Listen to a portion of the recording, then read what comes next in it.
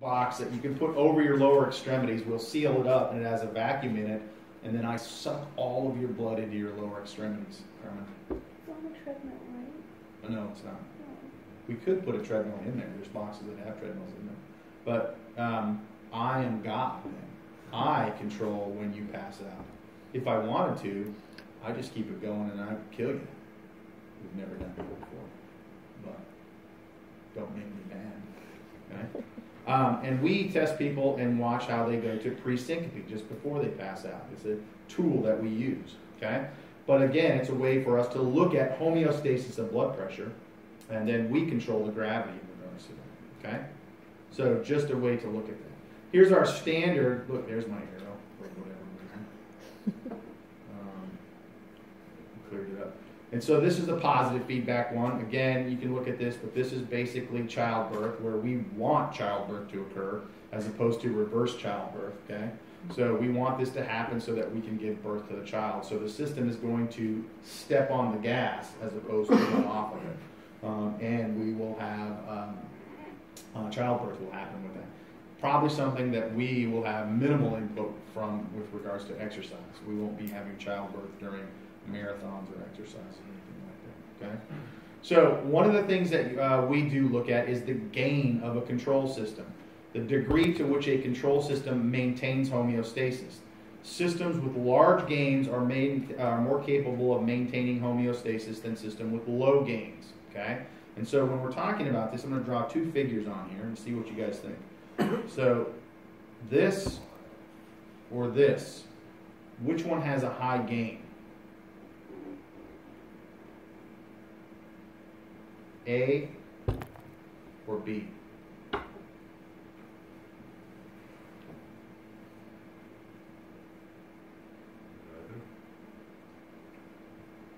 What'd you say, Austin? Neither. So which one is capable? It says is to control a system. Okay, system with large gain is more capable of maintaining homeostasis than a system with low gain. B is low gain, A is high gain. Okay, I would agree with that. Why? Let's put this into. We can't really say because we don't have anything on there. Let's say we put this in blood pressure. It's millimeters of mercury. Okay, and then we have blood pressure over here in millimeters of mercury. And let's say this is 180 over 60, and this is the same 180 over 60. Do you want to have control over this entire range? Whereas this one only went up to maybe, let's say, 100 right here. Right? Do we get blood pressures that are over 100 during exercise? Yes. Okay. So gain means you want to have control over that larger range of that system. Some of the things that we look at in regards to, in our laboratory, we do look at, let's say this is muscle sympathetic nerve activity, and then we'll look at estimated carotid sinus pressure. And we're looking at curves that look like this, okay? And so here, we get these plateaus on these curves where no matter what happens to pressure, there's no response from the nerve, okay? But here, we look at this response range and we want to look at the slope of that, and the steeper slope indicates higher gain within that system, okay? So we'll get into that when we get into the cardiovascular system, but it's part of the control system, and we'll talk about these curves right here with relationship to blood pressure and gain when we get there. But just to let you know that the cardiovascular and pulmonary systems have large gains. Why do they have large gains? What's resting heart rate for you guys? 120 over 65. That's heart rate? All right. Wow. 62. 62, right? Okay. What can it go up to, Austin? If you say 180 over something, we're going to have a problem. 220 minus your age. Yeah, so for you guys, how old are you guys? 20, so 200, right? Approximately 200 beats per minute. 60 to 200, and we can get that relatively quickly. That's a large gain, okay? How about the pulmonary system? How many respirations are you taking per minute right now? never thought of that, did you? You take your breathing for granted. If he had to breathe on his own, he'd be dead. I'm just letting you know that right now. Okay. Maybe 8 to 12 breaths per minute. Okay. Do you take more when you exercise? Yeah. What can it go up to?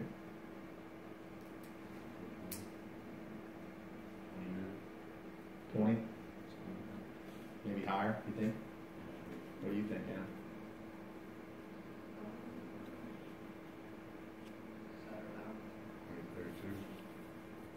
That's a pretty specific number.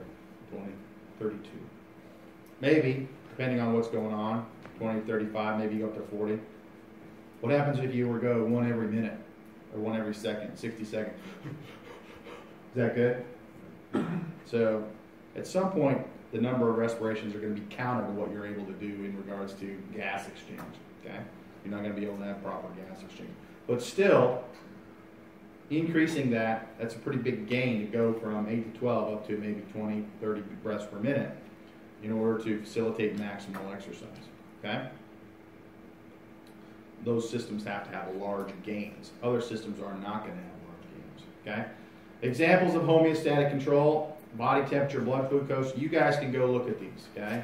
We're going to give you the slides that you can look at those. Okay? They're very similar to the control system that we outlined before. If you look at temperature, okay, temperature goes up, your body's going to do something to bring it back down. If temperature goes down, it's going to have to do something to put it back within the normal ranges. You can look at those responses, okay? So exercise disrupts homeostasis. We get changes in pH, O2, CO2, temperature, among other things, okay? And so what we have is control systems that are capable of maintaining steady state during submaximal exercise. We saw this in response to one of the figures that we first started. One of the first figures that we looked at in this chapter was this, okay? Was core body temperature during exercise. Core body temperature on the y-axis in degrees Celsius. Exercise time going out to 60 minutes, and you can see core temperature from rest to approximately 40 minutes of exercise increases. But from 40 to 60, we actually are in steady state. The body is actually able to dissipate that heat, and we get no further gains in core temperature. So we've reached a steady state where the control system is mitigating heat production, but the value that we have is a full degree higher than our normal resting core temperature. Okay? So we can see that with submaximal exercise if it's in a cool environment temperature-wise. Okay? Questions about that? Now, if you tax the system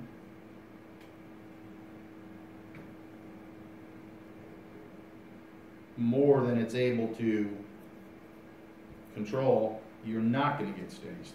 You get a rise in core temperature or a rise until you maybe get a physiological threshold. Like heart rate. You can't get a higher heart rate. Your heart rate isn't going to go to 300 beats per minute because you've reached the limits of the system. Okay? So, intense exercise or prolonged exercise in a hot, humid environment may exceed the ability to maintain steady state. We no longer can now dissipate heat and maintain a core temperature due to the fact that we're producing way too much heat for the body to handle. Okay? And we see this specifically in hot, humid environments. Okay? You guys hear about this all the time. Does anybody know who Corey Stringer is? He's a football player, or I should say, was a football player. He is currently what? Dead. Yes, he's deceased. So he got into a situation in spring training, or not spring training, but training prior to an NFL season with the Minnesota Vikings. He was a large offensive lineman, and they were training in the heat in Minnesota, and he had an issue with ability to dissipate heat. His core temperature rose to a point where that it was critical. He ended up passing away from that because he was exercising and his body was not dissipating heat. Core temperature rose to a critical state, and ultimately they were not able to bring him back down to a core temperature that would not cause severe problems. If you can put this into relation, his core temperature at the time of his death was, I think, 108.5 degrees Fahrenheit. Okay, so at that point, you're starting to cause problems with normal physiology, You may have proteins that are starting to denature, but it's not, you get that higher core temperature, that's not going to lead to sustained life because you're so far out of the homeostatic range, okay? And so that situation, his body was unable to meet the demands. There was no steady state. He just continued to increase and continued to store body heat, okay? So that's the extreme, obviously, in death, okay? Typically, usually what's going to happen is if you are so far outside of your homeostatic range, your body is not going to function properly. So maybe you start fatiguing. You can't exercise at the same work intensity. Ultimately, what happen is you can't even exercise at all, so you stop exercising, okay? So your chemical environment, maybe it's pH, maybe it's temperature, has now gone to a critical threshold that you no longer can exercise at that workload. And typically it happens in extreme environments, and it will happen more with it. And then if you have had it happen to you once, it may happen to you, more likely to happen to you again and again and again, and so you should monitor that. So now when you have a heat episode in football, they monitor you, and you're the first person they check on to make sure that you don't go into a situation where you're outside of homeostasis, okay? And we'll talk about all of this later when we get to the, we'll talk about temperature regulation, thermal regulation. So we're basically just kind of talking about control right now. So can you adapt to heat? Yeah. So what happens? How do you adapt to heat?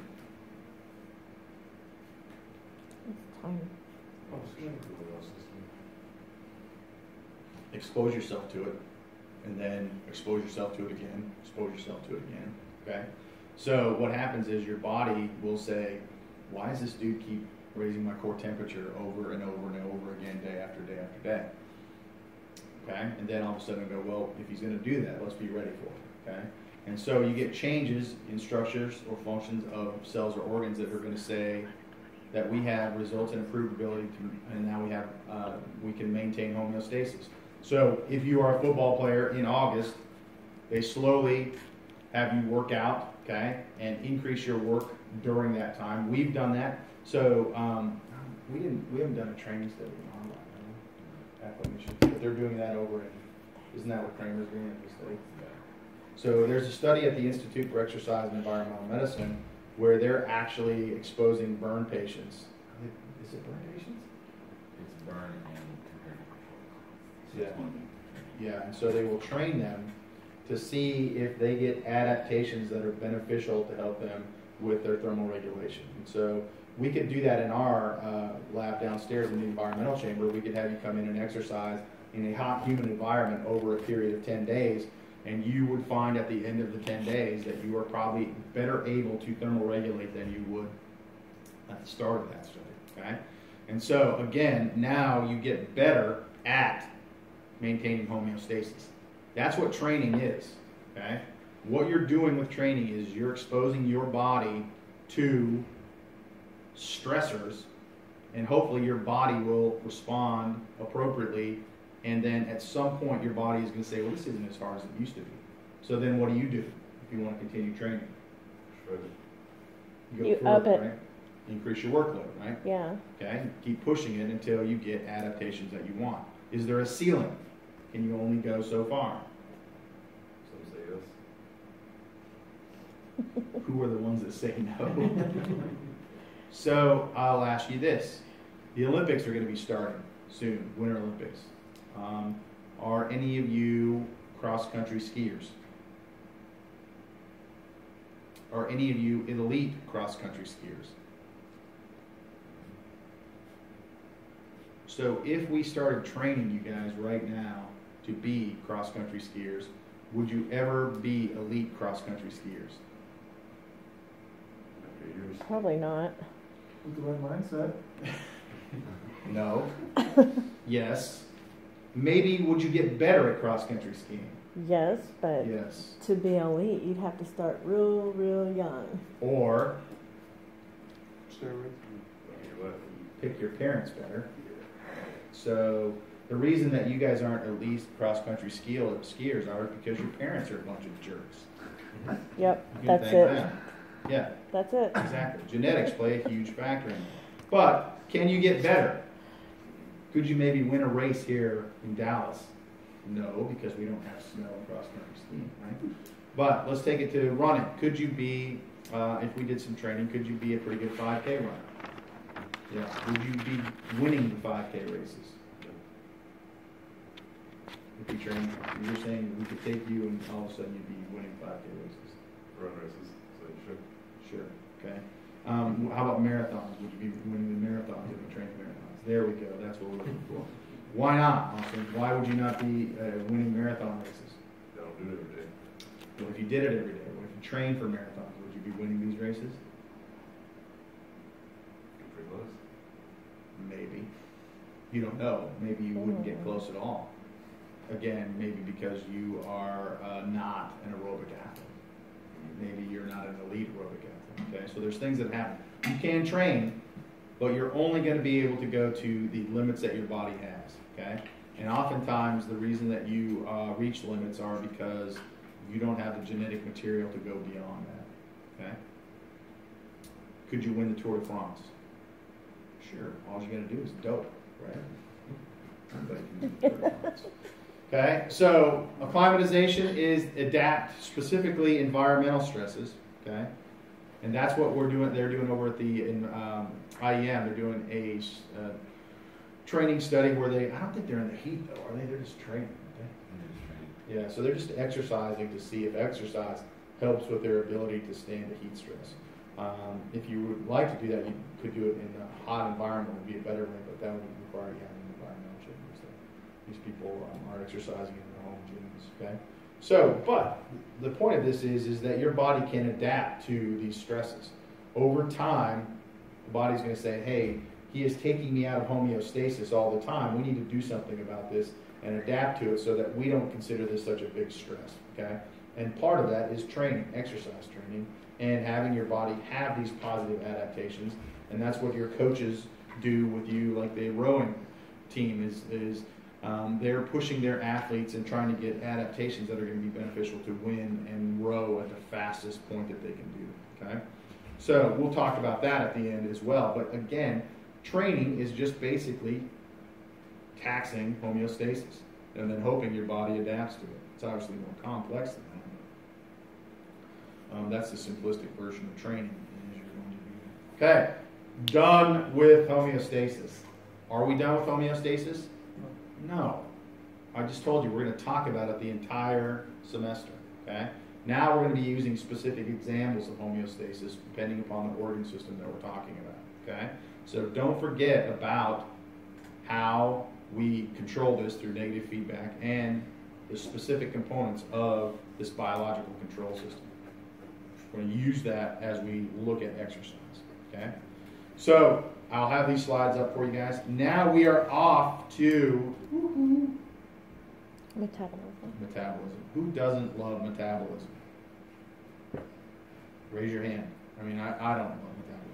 I don't love my metabolism. So, specifically my metabolism.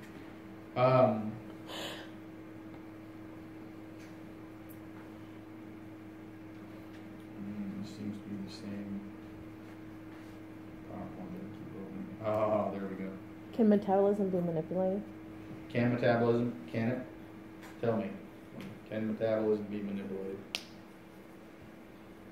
I think so. Yeah, what could we do to manipulate metabolism? Diet and exercise.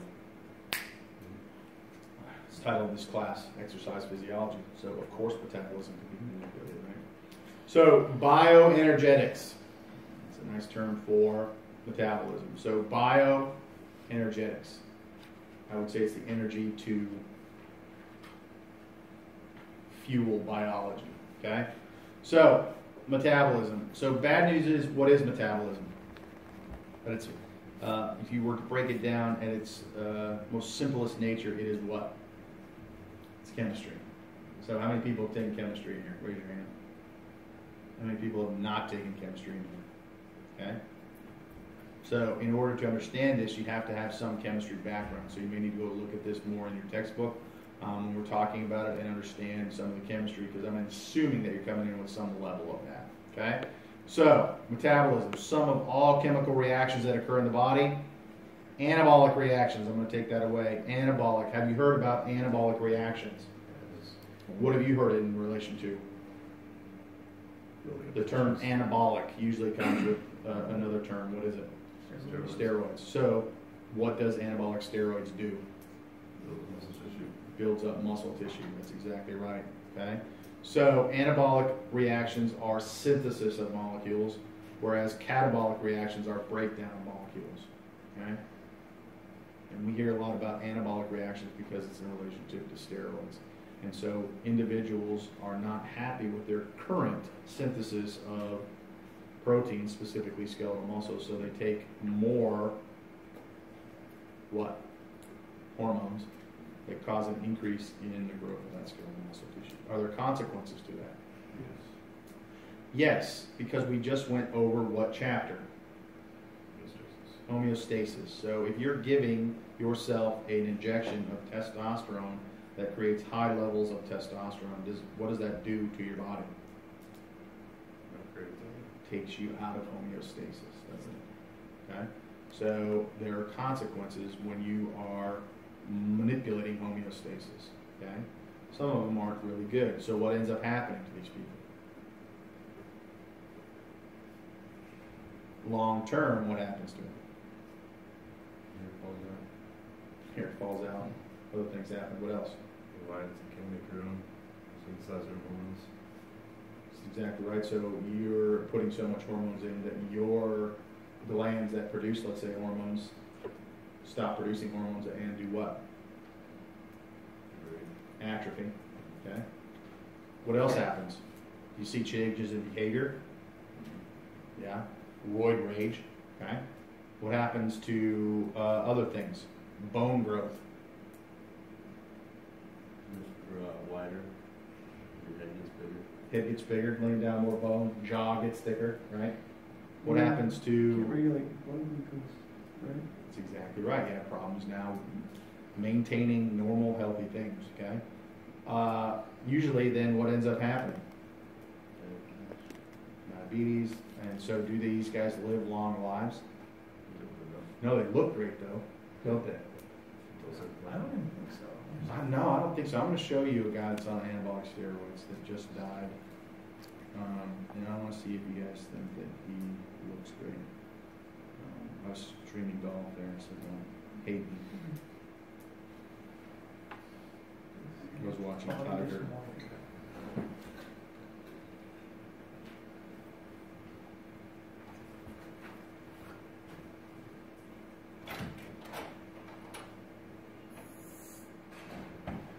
I don't know what this guy's name is, but Oh, he sells supplements. is Rich Piana? That's it. Yeah. Yeah. Dude, seriously was sick. Let's see if we can get an image of Rich Piana and see if we think this dude is. Yeah. Let's just use that one. Yeah, he's no longer currently with us, if you can imagine that. How old was he? 40 something. Oh Yeah. my God. And so, and he wasn't openly with he actually had plans for you to use testosterone and steroids to He look ha- like that. And yeah, so I wouldn't use him as a role model unless you want to look like that and have half your lifespan dead. I think basically his heart exploded. Now, He's actually way bigger than that picture. there's pictures. That's a small picture of him. Here's one. Here's one of his girlfriend. And so right there, it looks like his head's about to explode. I bet his blood pressure is probably 300 over 160 on that one. Yeah. And so if that's what you want to look like, you can get there. But your body is going to say that your body's not supposed to look like that. That's obviously so Nah, far man. homeostasis that you. Yeah. His don't- arms don't even look real, man. Yeah, exactly. Here's an example. Don't be like Lance in our class. So that's what we'll go with that one. So yeah. So I mean, you can do things that are going to get you there, but there's consequences. okay? Obviously, it shortens your lifespan. So some people will, now if you take this into consideration too, is you guys are athletes. We'll talk to Hannah first. Hannah, if I gave you a magic drink you would win the NCAA championship in soccer, but it would cut your lifespan by 5 years, would you take it? She thought about it. She just thought about it. Let's break it down to this. If I give you this drink, you're going to make the USA national team and be on the team for 5 years, but your lifespan's cut short by 10 years. Would you take it? What if shout out the Canadian national team? Let's lower to 5 years. We'll go not 10 years, 5 years. 5 years, this drink, you'll be on the Canadian national team for 10 years, but 5 years will cut your life short for 5 years. Do you take it? It really depends on how long you were going to live anyways. Like 90? Yeah, I would do it, but Really? yeah, a little going to 70, then no. I mean, those years are actually. What about 50 years? If that was my initial lifespan, now I'm not at 45. I think that's awesome that you value life at different stages. So at 90, you're like, 5 years. No.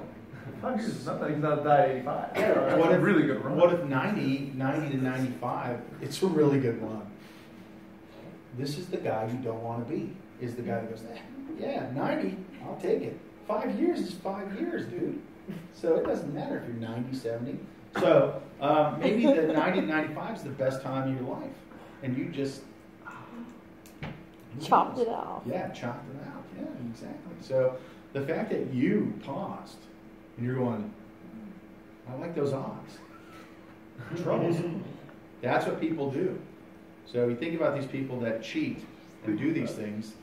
What are the long-term effects on your health? You don't know. Well, I'll tell you what, Rich Piana, we do know from him, don't take steroids because you die when you're 42 years old. And then your sweet-looking girlfriend's writing poems about you on the internet. Okay? Not the legacy maybe you want, is maybe you want to be bouncing your grandchildren on your knee or things like that and telling them stories about how the fact that you were a pretty good soccer player but you didn't make the Canadian national team, so you're still around. And your priorities change. Lance is saying this because he's 20 years old and he's like, 90, yeah, I'd check it in at that point. What happens when he's 89? And he goes, God, I wish I had 5 more years. Well, it depends on how much I accomplished in my life.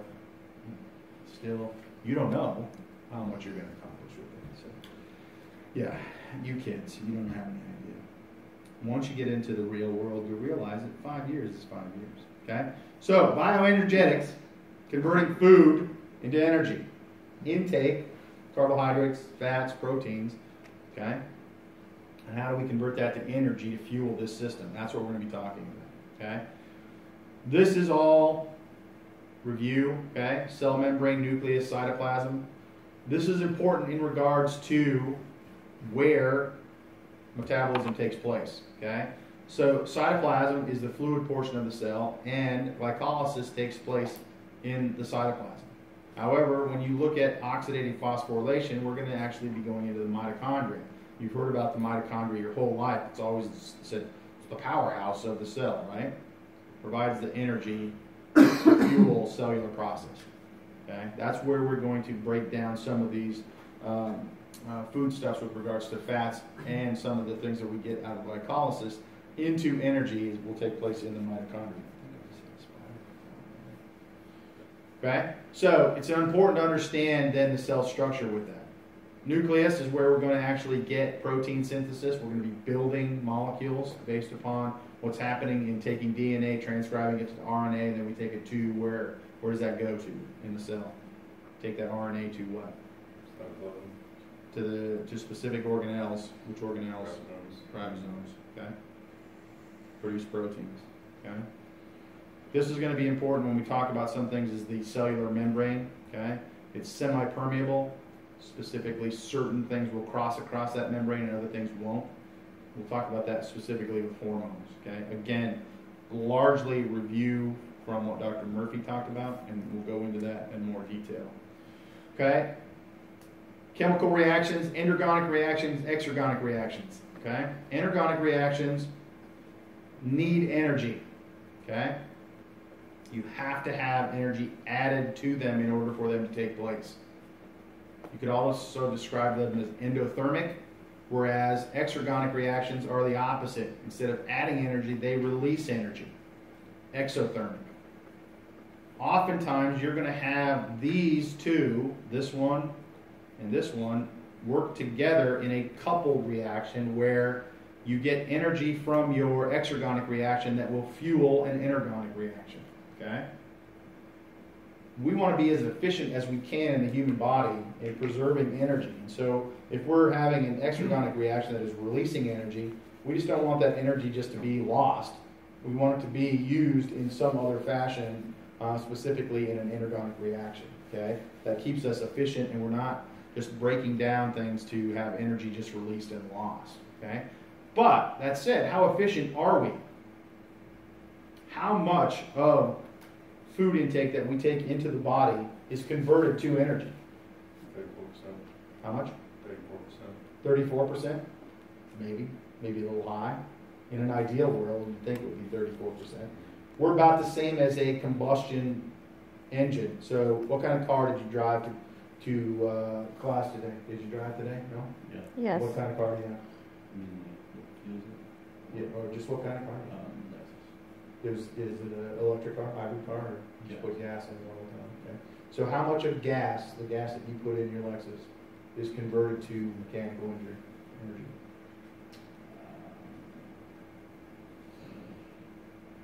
Anybody? What'd you drive today? Good answer. I drive a Kia and I fill up and I'm a delivery driver and I do catering. I fill up once, maybe twice a week. So you're making some good. And he's driving the Lexus. He doesn't care. And it costs $25 to fill up. He's got the V6. You got your foot in it all the time. Though. What, You're 25 going bucks? fast.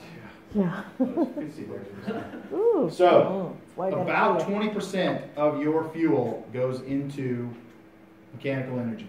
Okay? What is the other 80% lost as? Heat. Okay? So, as of right now, we should go get, go in my office and get the air can.